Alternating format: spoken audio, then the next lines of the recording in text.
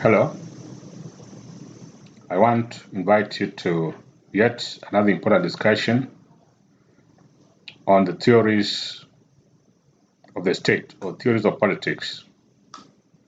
In the last discussion, we looked at elite theory, in which we found that power, according to elite theory, is held by a few individuals over the others. That theory has been vehemently opposed by the other theorists who take the position of pluralism. Today, therefore, I want us to focus our discussion on another theory, and that is the pluralist model. Our discussion will focus on four important areas. These are the meaning of the theory, assumptions of the theory, the strength of the theory, as well as the criticisms that have been leveled against the theory.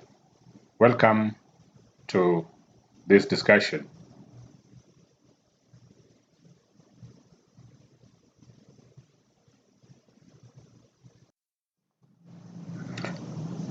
Let's begin by having some general understanding or overview about this theory.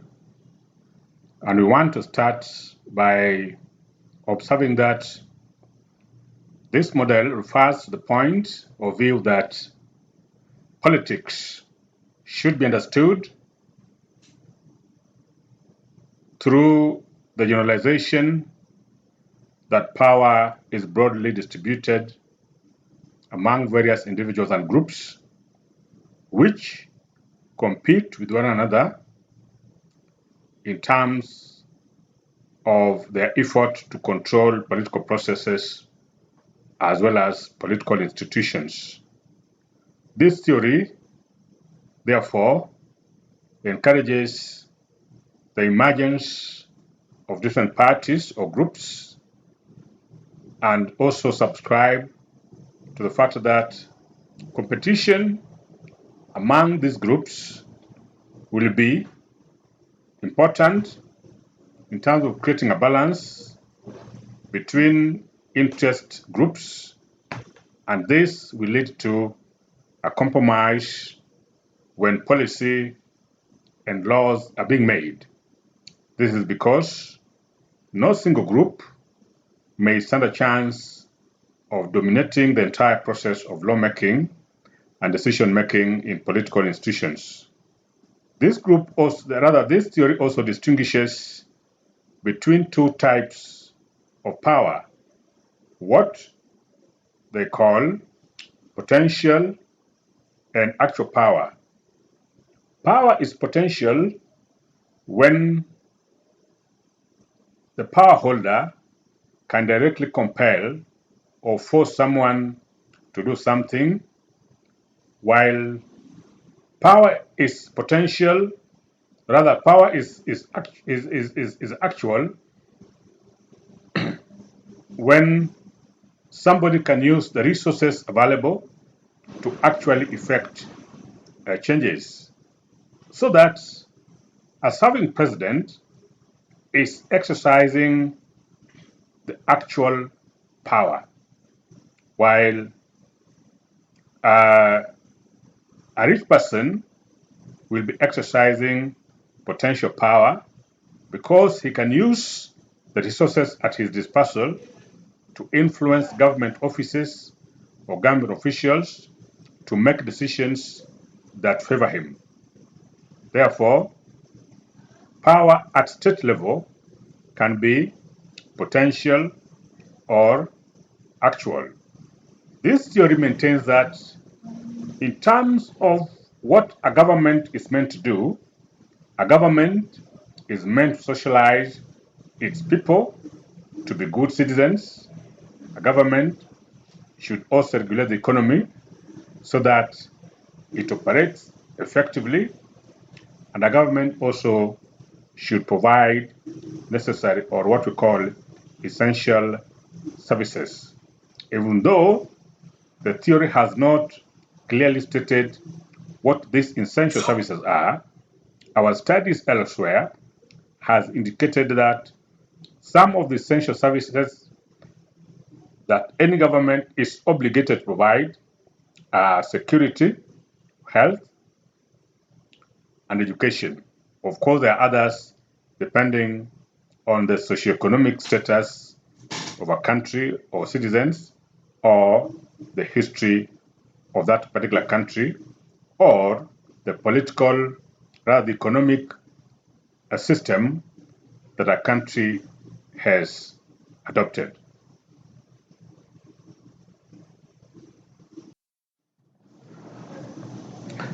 This theory is grounded on certain assumptions. So I want us to look at the assumptions of the theory. Sometimes we call them propositions of the theory, or other times they are described as key arguments of the theory. There are 5 major assumptions that this theory makes, or key arguments that this theory is grounded on. 1, the theory states that political institutions and processes is not dominated by a single elite, but rather a multiplicity of relatively small groups, some of which are well organized and funded, while others are not. In other words, the theory is saying that political activities is a product of several players, not just a single group or a single individual. There are several players that engage in political activities and processes. Some of these players are better resourced, while others are poorly resourced. The other important assumption of the theory is that competition among individuals and groups for political power is essential, since it protects people by making the abuse of power by any group more difficult. What the theory is basically stating is that when there are several players, it is possible for these players to check on each other rather than one individual holding and exercising the entire power and loading it over the others. And when this happens, because of the presence of several players, it is possible that no single individual will have the luxury to abuse power and therefore offend and undermine the interests of other individuals.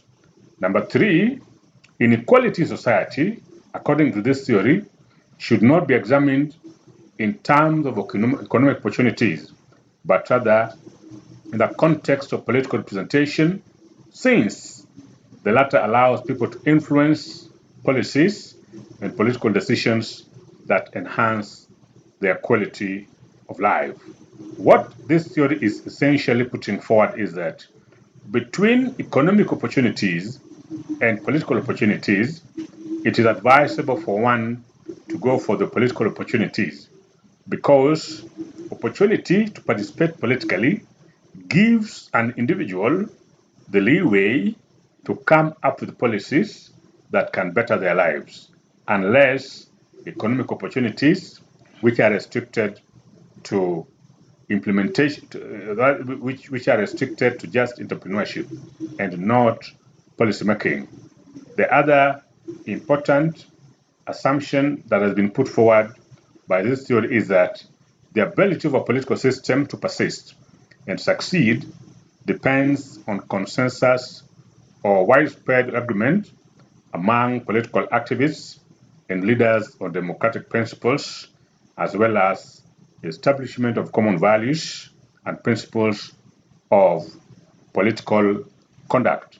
What this theory is putting forward is that if a political system is to succeed in pursuit of its goals, it depends on one principal development, and that is consensus or agreement.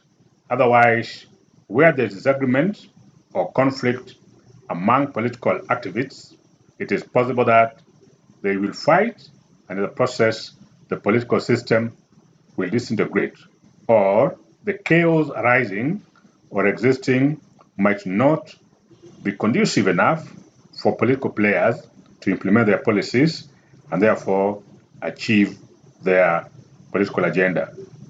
The other thing the other assumption of the theory is that the theory also argues that no one individual is all powerful, since an individual group that is influential in one area may be weak in another area. In other words, the theory is saying that why it is important for different players to come together in a political process is because no single individual in a political process is all powerful.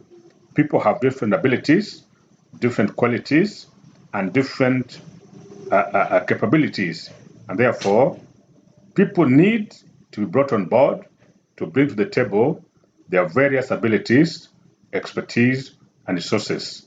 And therefore, a combination of that will help in making a society prosper.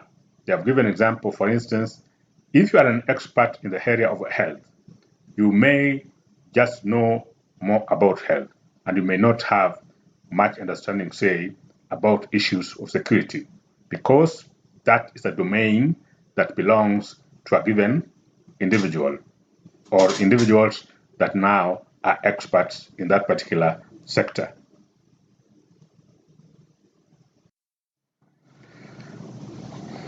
Given the above discussion with regard to the assumption of the theory, I now want us to turn our attention to some of the strengths of the theory that have been identified by different scholars and experts. One of the strengths of this theory is the fact that it has acknowledged diversity in interest, diversity in strength, and diversity in goals between individuals and among groups. And therefore, the theory has been hailed for clearly acknowledging the reality of diversity between different groups in the political process. And this therefore provides opportunity for intergroups, whether large or small, to compete and participate based on their interests. So that if this was not done, then it should have been possible for the interest and the plight of other groups to be ignored. But because the theory understands that in any political process, there are different players with different interests and abilities, the recognition of that diversity makes it easier for all players to be brought on board when making important decisions that affect members of society. And therefore, an acknowledgement of diversity also obligates the government to protect different groups, just in the same manner it protects conventional institutions such as churches, universities, and even professionals. What we mean here is that the fact that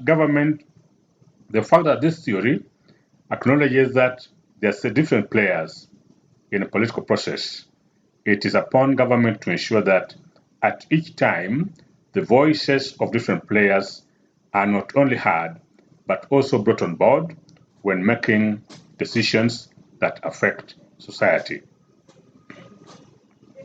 And if this were to happen, then it will help in nurturing democracy and also participatory governance, whose main principle remains the distribution of political power between groups and among individuals, so that power at any one time is not exercised by a single individual to the detriment of other players.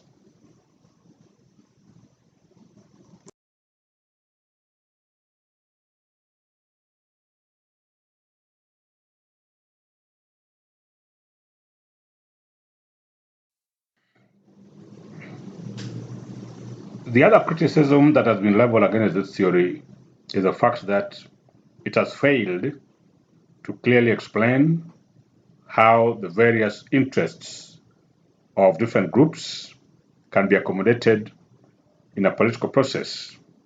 Indeed, the theory recognizes that a political process has several players. These players have diverse interests, and therefore they need to be catered for so that their interests, views, and feelings are accommodated in any political process. The recognition of this by the theory has not been accompanied by an adequate explanation as to how this can be done. Therefore, failure to explain how the various interests of various individuals and groups can be accommodated in a political process in a way that satisfies them implies that it is not possible for these interests to be addressed, and failure to address them might imply inability of a political system to sustain itself, persist, and even achieve its objectives. If this is not possible, it therefore means that there can be implementation problems that a political system might face if there is no particular criteria that the theory has provided that a political system needs to employ in order for it to ensure that various stakeholders, various views, and various interests are catered for in a manner that is satisfactory to all members. If we take the case of Kenya, we are having a problem currently with the implementation of CBC, that is competency-based curriculum that was introduced a couple of years ago. One of the criticisms that stakeholders have given is that the Ministry of Education has not adequately engaged different stakeholders. For instance, parents, teachers, labor unions, and even publishers have not been adequately engaged in the process of coming up with this policy as well as its implementation. Therefore, the challenges of implementation that the policy is facing now is largely being attributed to the exclusion of important stakeholders by the Ministry of Education. Perhaps, while the ministry recognizes that there are several stakeholders to a given education system, maybe what it lacks is a clear pathway on how the different stakeholders can be engaged and their interests accommodated.